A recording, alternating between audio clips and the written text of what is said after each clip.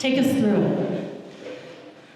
If something is humorous, that's one thing. If it's stupid, then it means something completely different.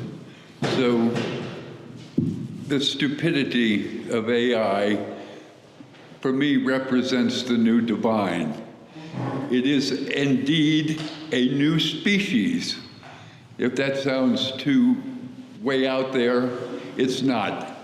Anything we could ascribe to the divines, we can now describe to AI.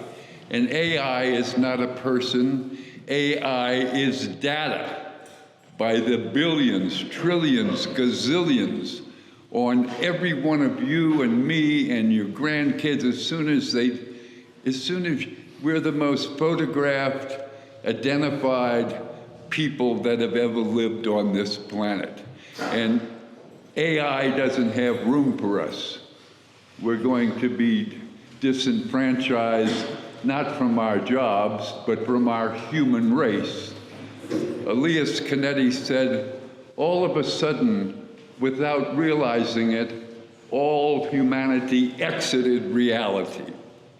So this is the moment, if it doesn't sound too extreme. Anything we could say, the eye has not seen, nor the ear heard, nor has it entered into the mind of humans, the madness, the glory of AI. So I know AI is like indispensable right now. You can't live with it, you can't live without it, you can't pick up a newspaper where it's not right there, a magazine, television, everything. AI has become omnipresent. So for me, it takes all of the trappings of religion and turns them into their own finite eternity, as it were. So look, what would you like me to say? Can you talk more about the trappings of religion? The what? The trappings of religion. Well, Doris Lessing says, faiths unquestioned become our prisons. Doris Lessing is a Nobel laureate, someone I'm happy to say I was a very good friend with.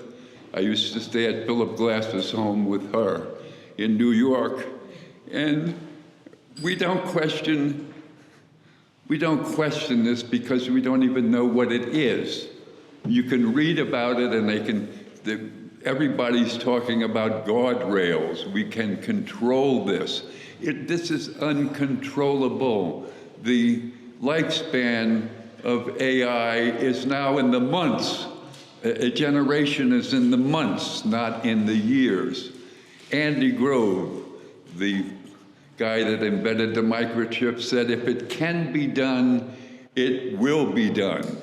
So these are prophecies that we should think about because we've had suicide, homicide, genocide, geocide, and now we're facing futurecide. This is the world that we are disinhabiting. So it couldn't be more extreme. Koyaanisqatsi, when it was made when it came out in '82, is like a dinosaur compared to the motor, the energy, the imperative of AI. I use the word imperative because it has a life of its own.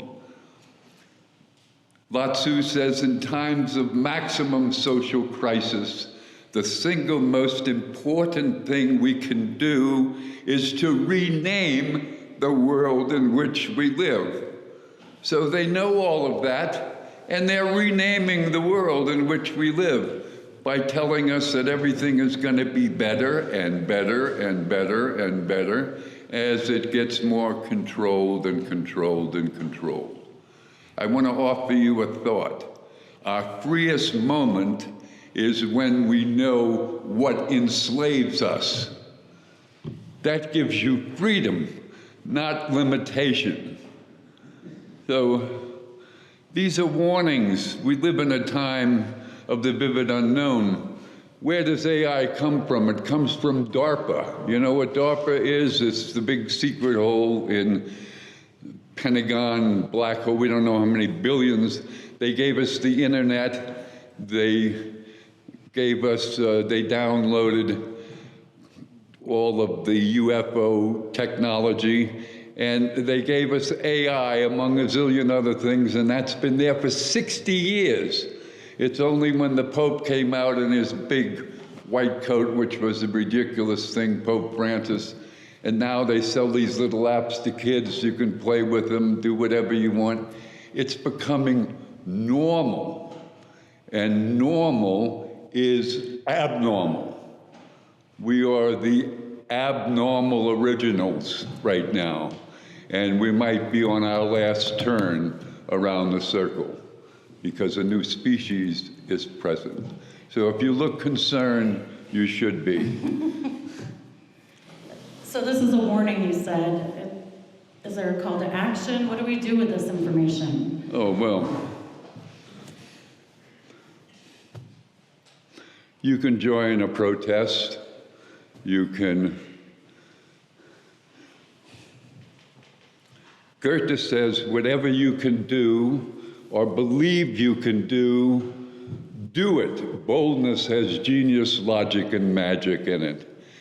So you can join a protest. That's important. I don't want to put that down. There's a zillion people all over the country right now protesting the king. That only gives him more energy, if I may say. It feeds him. I'm not putting it down, but it feeds him, like the protest against Vietnam, etc. So nothing works better than example. I'll give you an example. Marijuana, the dirty weed, you're going to hell if you smoke it, it'll make you nuts. As soon as they found out you could make money with it, what happened? Everybody, including the Muslims, want the marijuana. Why? Because of the bitch goddess of money. Money rules all, and AI is about money. It's in the hands of a few people that take our appetites, which are considerable, chew them up, and they make their criminal billions on our appetites, telling us everything we want to have, see. They know all you have. AI can even read your mind by the behavior you do. Is it our concepts that determine our behavior, or is it our behavior that determines our concepts? Karl Marx answered that. Karl Marx, is he a communist? Okay. It's not what you say, it's what you do that determines your behavior. Descartes says, I think, therefore I am. With all respect, let's disagree. Let me be a heterodox. I speak, therefore I think, therefore I am. Speech is not the handmaiden of thought, it is the mother of thought. When you speak, you can hear your thought for the first time. We are speaking animals. We are indeed animals with as many hair follicles on your bodies, men and female, as the gorilla has. We just don't see the hairs because we live with coats and buildings and all that other stuff. So please, I'm maybe scaring some, maybe not strong enough for others. They're still here. Huh? They're still here. We're still here. They're Okay, still here. Good. So what to do? Do an example. I'm going to do another film with, they're a little older people, but most of them are in their, most of the people I'm working with now are going to be in their mid-20s. They're in New York. This is the film I'm going to do. It's called Data Apex Predator. Okay? And I can only do what I and my colleagues wish to do. We work collaboratively. We're not trying to save the world. We're trying to give voice to that which is inside of us, okay? We live in a megalomaniac time, but you don't have to be a megalomaniac to live there. There's nothing more inspiring than the example that we can give through the activities that we do. So the time we live in now is, there are three: there's the past, present, and the future. The future exists now. We live in the future present. Try to understand what I'm saying.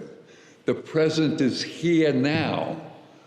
All endings lie in beginnings. Did you get that?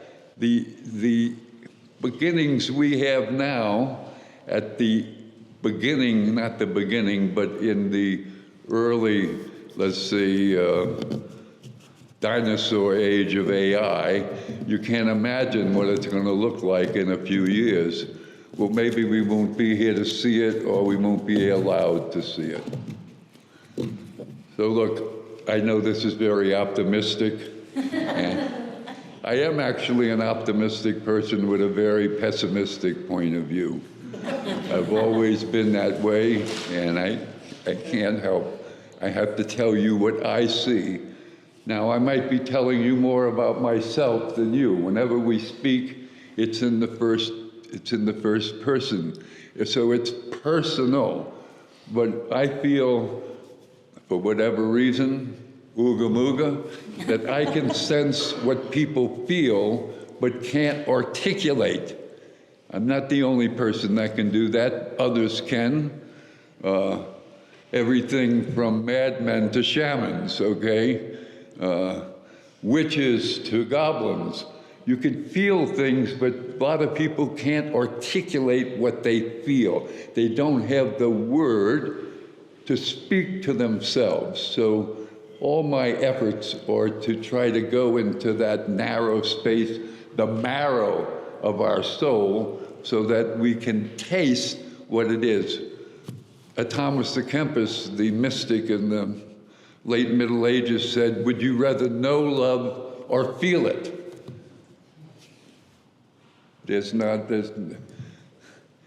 choice. You'd rather feel love, I would hope, than know it. To know something is an abstraction. To feel it is what it's all about. So what else can I tell you? So you started this journey, it sounds like in 1975, when you started on the first film. No, I started before then here.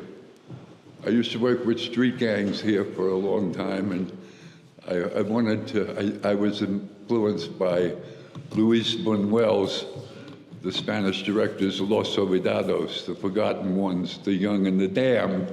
It's just a beautiful film, and I saw it when I was still a Christian brother and working with street gangs here, and it was like giving us a mirror of our own life here in the barrios of Santa Fe. Now, everything has changed, become gentrified. It's not the same. The gangs are not the same. The gangs lived in their universe was their barrio.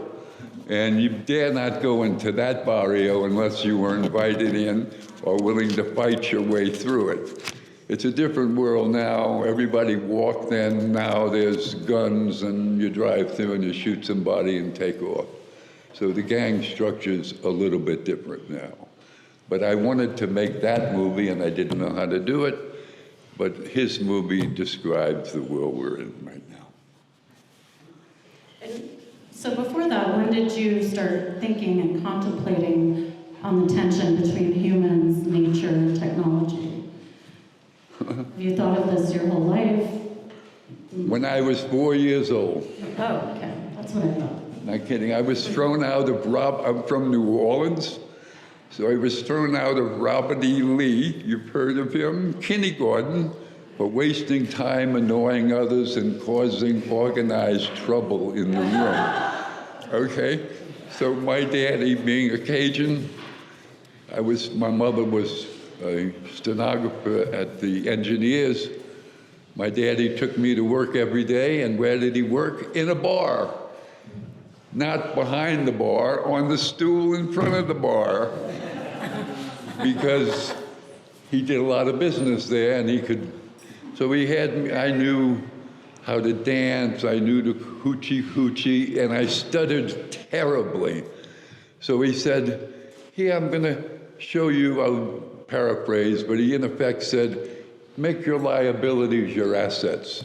So I became Mr. Sable. People would go nuts if I would come around, and I'd have my little cup at 4 years old, and people would put money in it, and we would all get a drink and go back and do it every day. Then I went to Mater Della Rosa School, Mother of Sorrows, a Catholic school, and I was kept in penance hall every day for 6 years. That's really hard. Go to the corner, turn around, don't annoy us, come right to Rosary every day for 2 hours after school. So I learned my lessons. It didn't bother me because I don't worry about anything. I'm not a psychopath. I have many other mental illnesses, but that's not one of them. How would you describe yourself?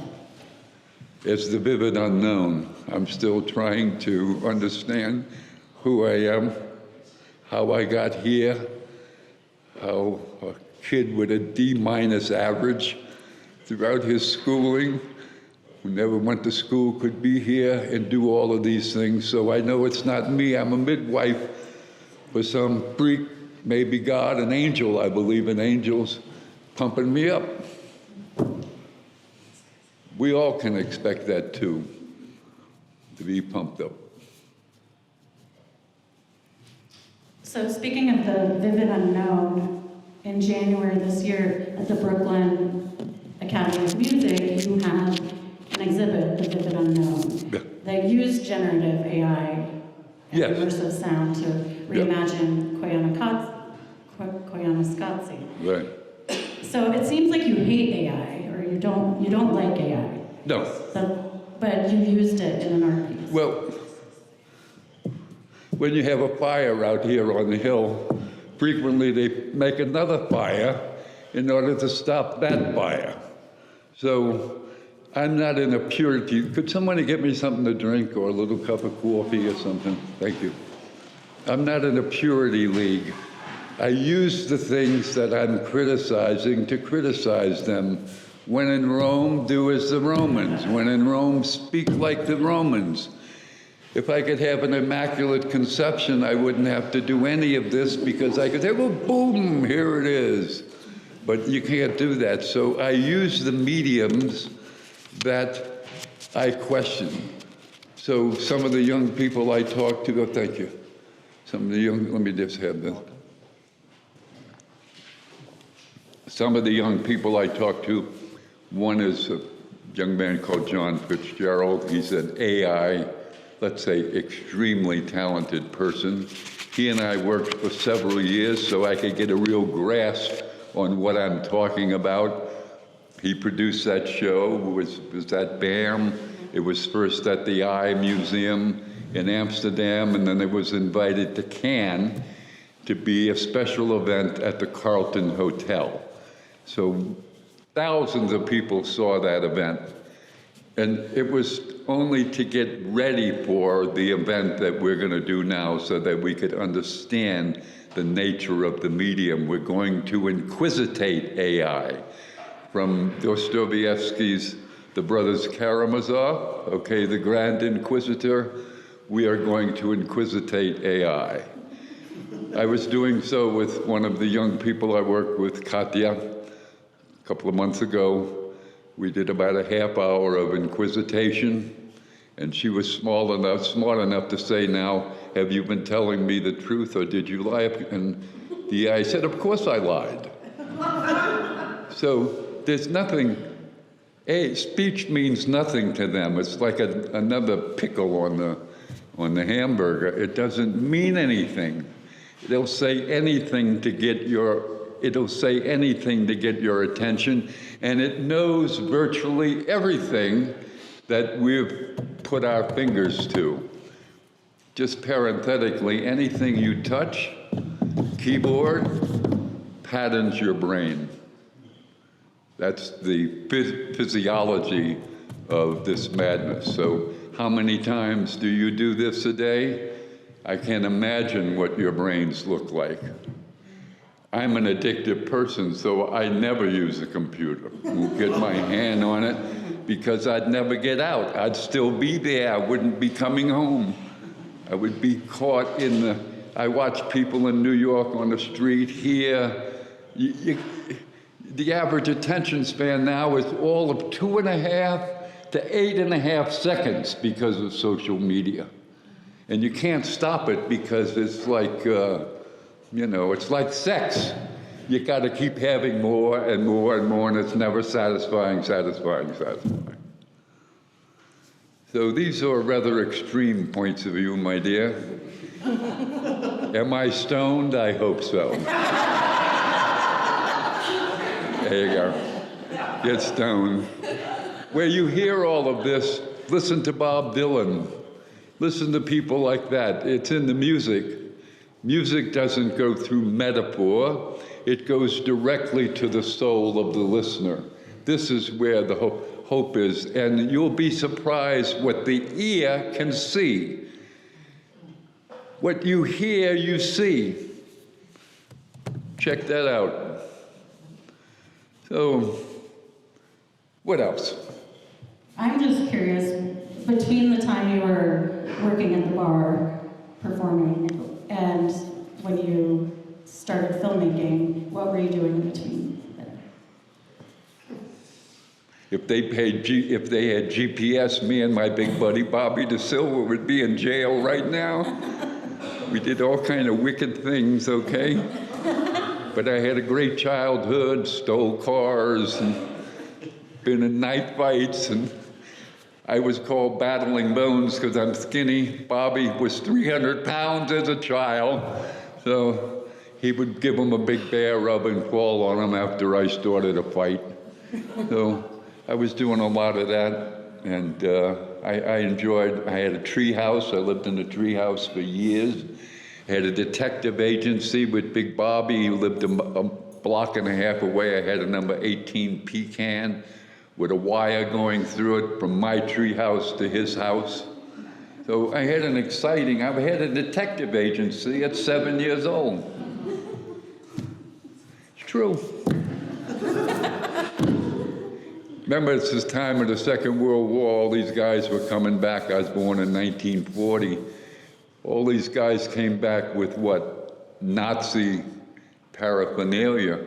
A lot of them were drunk in the day. We would sneak into the house and steal the paraphernalia. Well, borrowed it. That's what I was doing. Okay.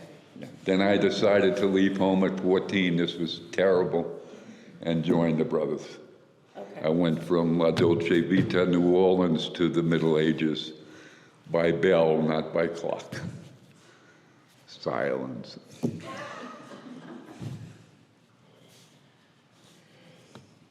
So you're also part of an exhibit at Site Santa Fe, Once Within a Time, which is inspired by and named after your film. Can you tell us about your involvement in this exhibit? Well, I wrote it, I produced it, and I directed it.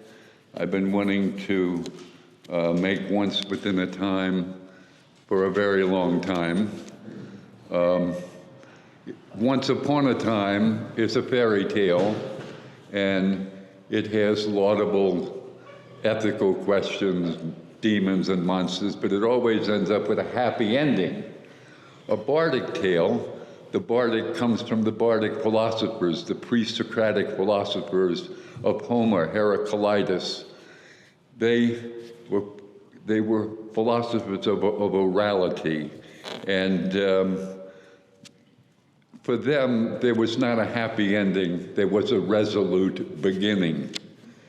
Much more sensible to me. Happy endings resolve it all in the book. Resolute beginnings leaves it all up to you. We live in an autodidactic dimension, as it were.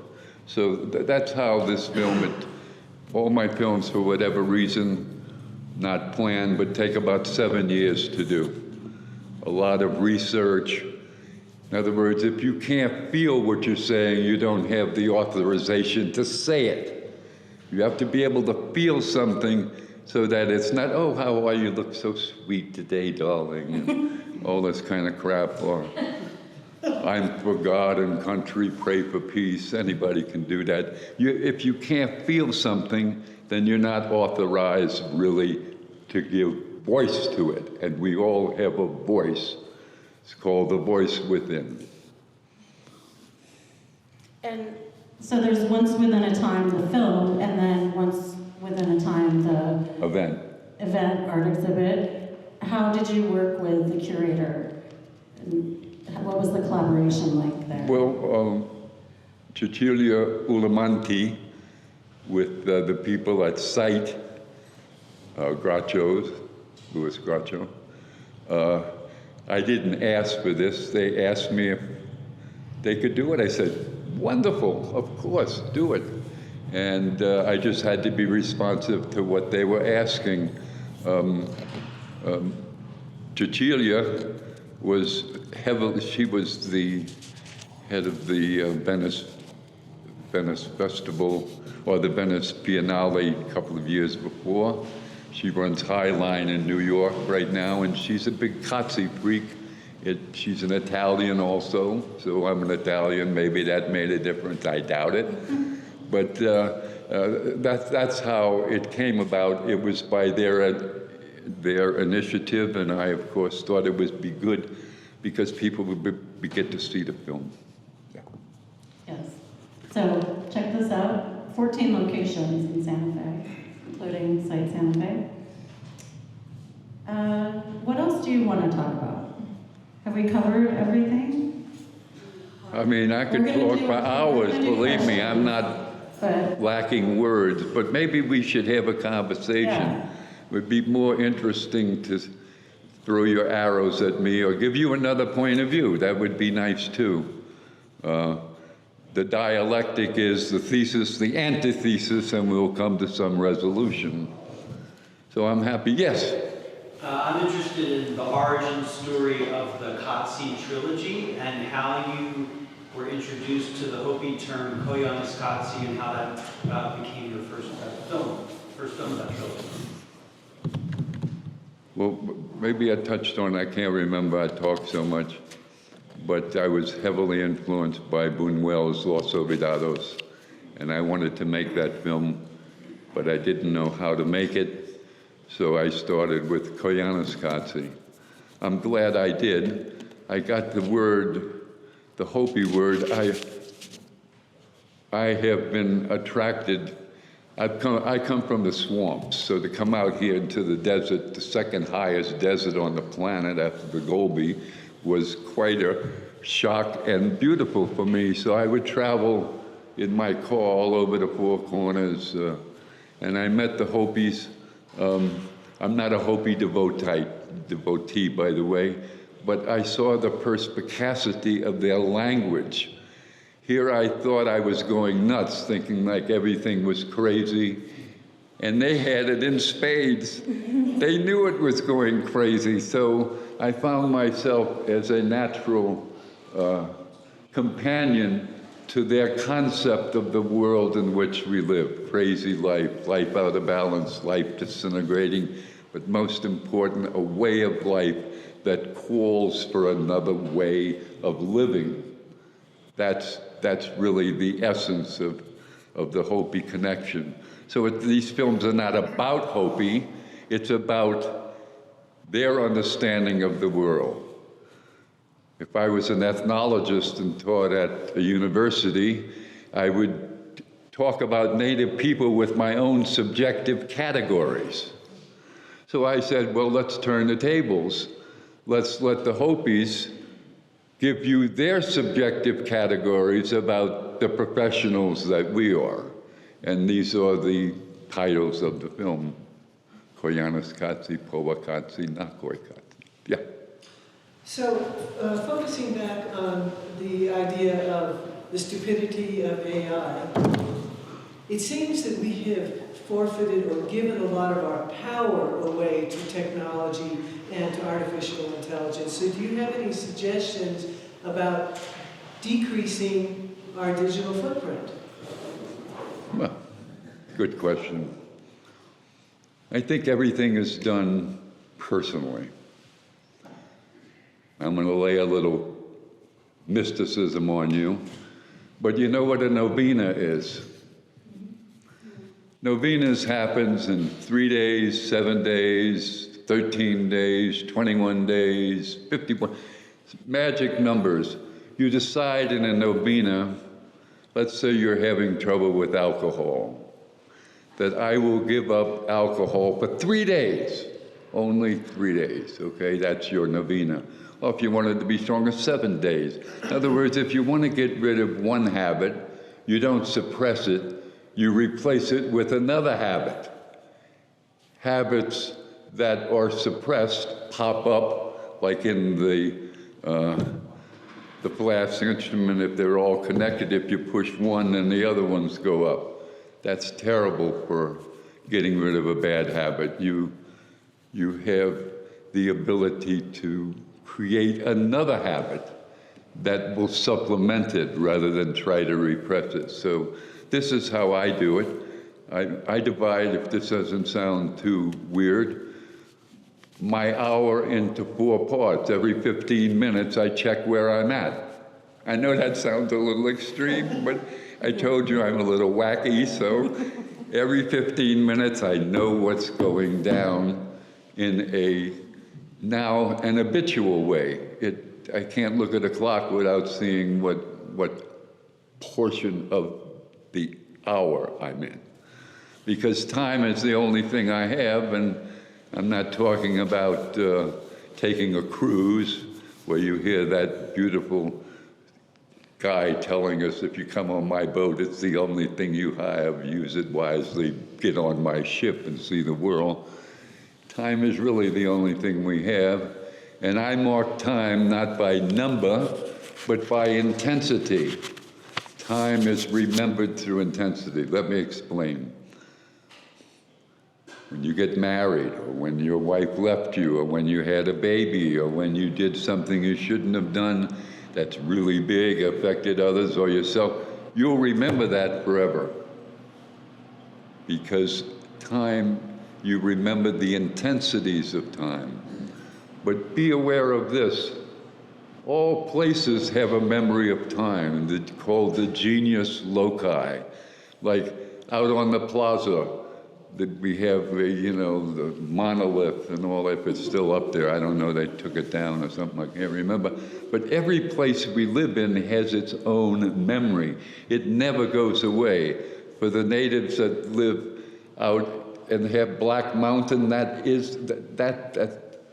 memory will never go away in those people that cherish that place. So every place we live in has a memory, and the memory of AI is that we don't exist. We're being wiped out. As I said, a new species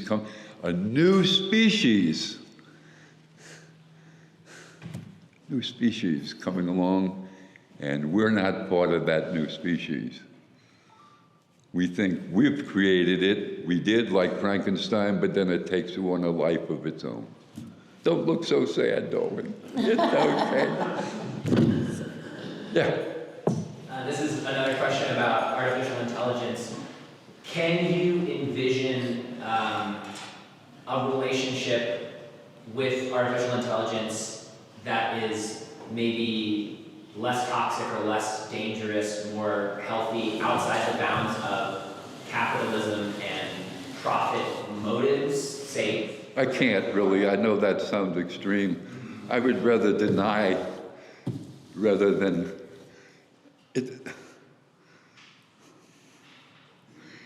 AI is the most efficient, the most conclusive. It'll give you any trick you want. So once you do it once, you're going to do it again. And then you're going to do it again, and you're going to do it again. Then you'll become an apostle because you'll tell your friends what a good thing it's done. I'm not saying it can't do that, okay? It can do both good and evil. But once you get into its appetites, it's going to milk you for everything you have. We'll become like cattle at a feedlot. Literally. Machines will replace us. Well, they're already replacing us. Yeah.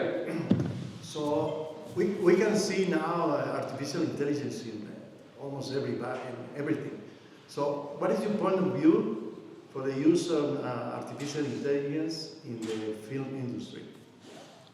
Well, you can't see a film without it. I mean, an average cut lasts 2 seconds or something, okay? It's all special effects.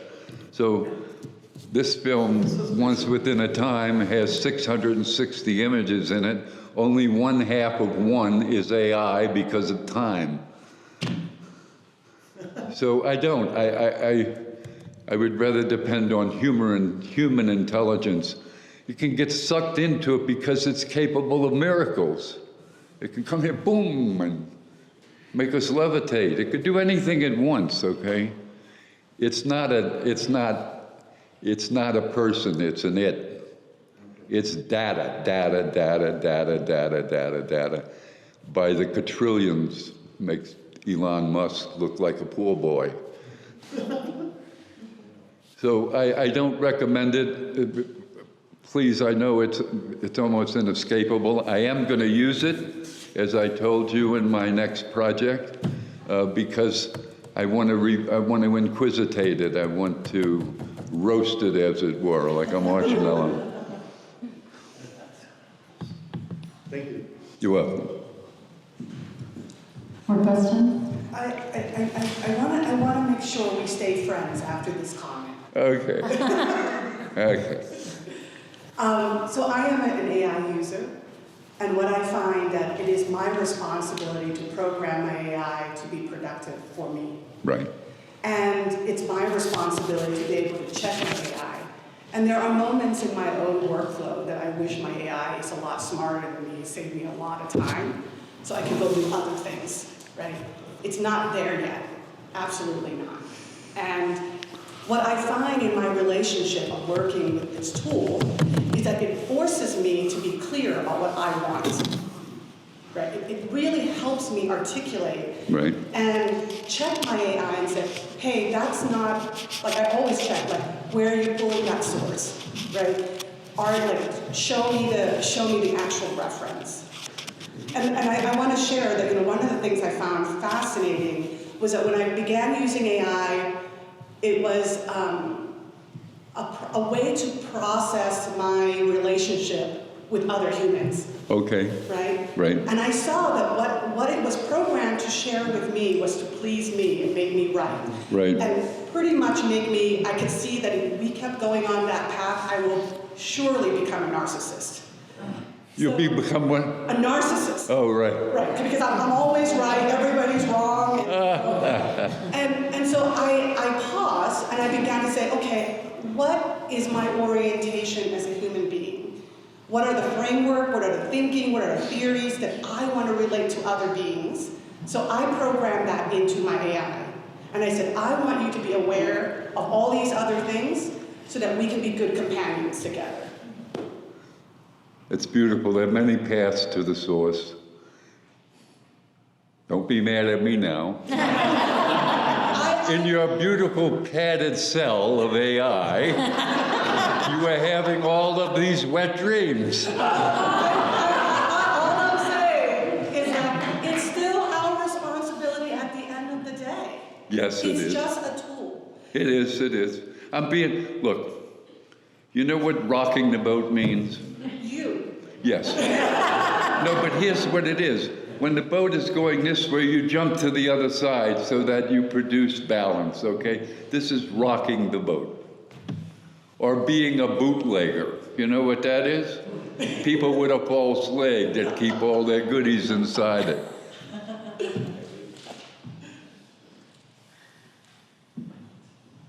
All right. More questions? So, invite me to your pad. I'm excited to hear after you go in your inquisitive journey, what happens to you at the other side of this? Oh, so am I. Yeah. We only take yes or no answers. Are you guilty? You can't start talking at that point in front of the judge. It's a yes or a no. Do you take her to be your wedded husband? It's a yes or no.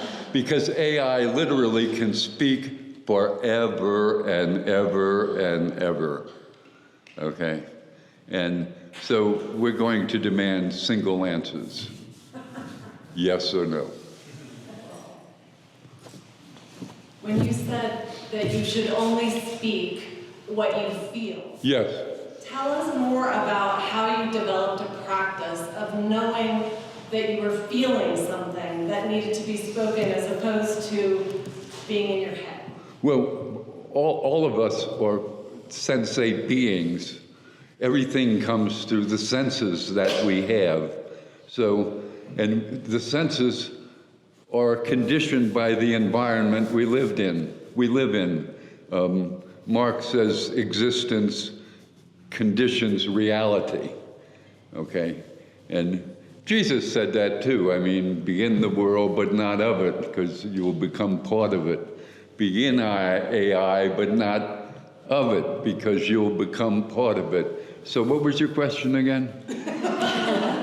How do you tap into, in your own physical body as a human, knowing that you're in a place of feeling something that is worthy of speech? Well, by being with other people, if you're sensitive, like I don't like to do telephone calls, I want to see the person because I feel in seeing that person, it's all in the face, it's in the eye, it's in the gesture, you can anticipate what they say by how they look before they say it. Now, I think I have a gift to do that, but I'm not certainly the only one. A lot of people do. You can feel the pain of other people if you're sensitive and not just on your own ego trip flying around. If you're able to watch other people's behavior, what we do appears on it's like the clothes we wear, the faces we make. The gesture, the eye motion, all that kind of stuff. It's who we are. That's our first lingua franca: body language, facial expression, eye behavior, gesture. And you can look at that in such a way that it can tell. Like diplomats learn how to do that by deliberately, so that they go beyond the word, what the person is saying, and see what they feel. And diplomats don't have friends, they have interests. Different thing. Yeah. I'm a fellow New Orleans native, and You're what? I'm from New Orleans like yourself. You from New Orleans? Yeah. Okay. And my high school teachers showed us your films in the 80s. I was like, these are crazy. I've never seen these before, and it's just amazing. I'm here now, seeing you, so it's like full circle. But you were saying AI was created by the same people who created the internet? Yes, I say that. Can you tell me what that means? It means that we're constantly researching to get more and more and more and more and more knowledge and information to control and to control and to control and be the boss. Okay? That's why we give prizes. All winners require losers. We don't want to be the loser. So there's this energy constantly. We're competitive beings. We do races. We have football, basketball. It's who we are. I don't know if I'm answering your question. It just sounded more like a conspiracy. What? It sounded like a conspiracy. Well, conspiracies, it means to bring one's spirit together. Now it means, now it's, the lunatics have conspiracies. But the very meaning of the word, the etymology, is a beautiful thing, to bring one's spirit together. Conspiracy. That's who we are. We live as social animals. Okay. Yeah. You familiar with Jeffrey Hinton? Who? Jeffrey Hinton? Yes. He was a founder of deep learning. Right. If you look him up on Wikipedia, Right. you will see there's about 4 or 6 paragraphs telling why he's warning the world about what it is. No, I've read his stuff. Yeah, it's very good. And, you know, that's, He was a preacher, too. well,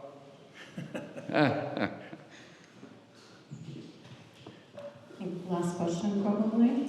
So there was something quite epic in Once Within a Time, including the apocalyptic imagery and passages, but it also ended in hope. At least that's what I got from Yes, it. indeed. And when you inquisitate for your next film data, can you anticipate some hope?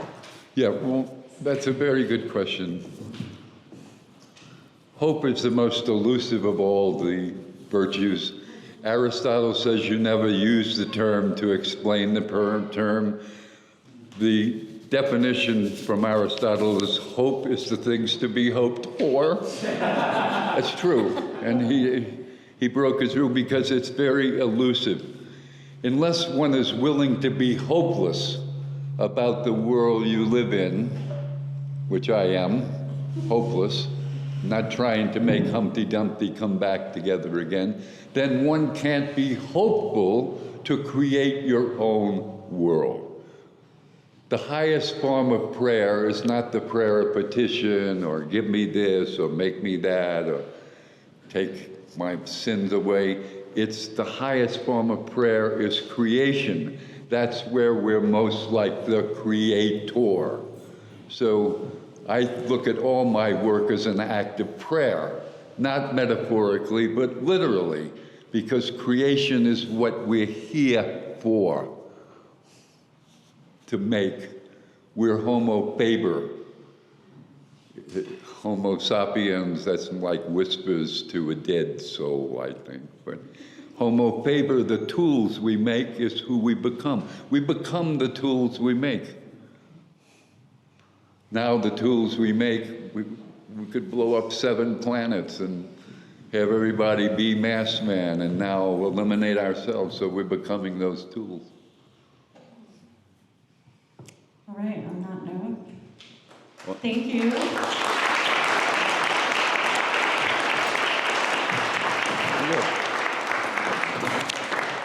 And there are 10 Godfrey Reggio interviews on Film Talk Radio with Jacques Paisner. 10 of them. There's 10. Yeah, so you can go there if you didn't get enough today. Film Talk Weekly Radio. And thank you so much. Thank you.